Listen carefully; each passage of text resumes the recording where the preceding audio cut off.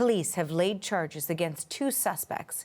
Constable Grzegorz Pierzchala was killed while responding to a call of a vehicle in a ditch near Hagersville.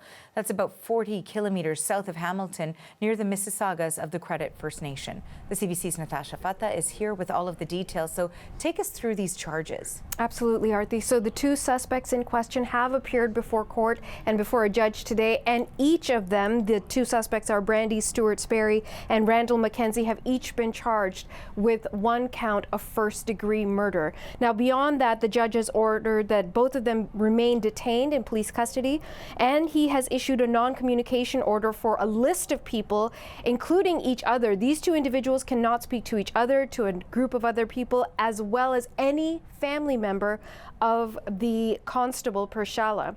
Now, as you mentioned, we have a few details about what happened yesterday with Constable Grzegorz Pierzchala.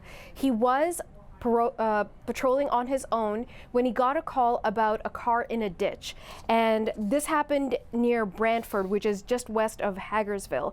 There was some sort of altercation when he got to that vehicle, and then we know that the officer was shot, and we understand from the OPP that the suspects fled the scene. They were, of course, detained and have now been officially charged, but it was only after the officer was taken to a nearby hospital that he was declared deceased. Now, the incredible cruelty of this story, Aarti, is that just hours before his death, Grzegorz Pierzchala had been told that he had just passed the 10-month probation as an OPP officer, which meant that he could independently patrol on his own. He would no longer need to be supervised or be with a partner. And it was in that capacity that he lost his life. He was working on his own. But prior to becoming an OPP officer, he had worked as a special constable at the provincial legislature in Ontario.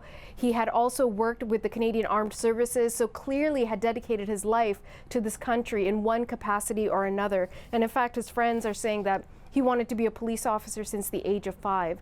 So this is a cruel loss for so many. His friends and his family, the communities, but also officers right across the country are mourning his loss. And then the issue is what happens next. Well, we know that the 2 suspects are going to be back in court on Tuesday, January 17th.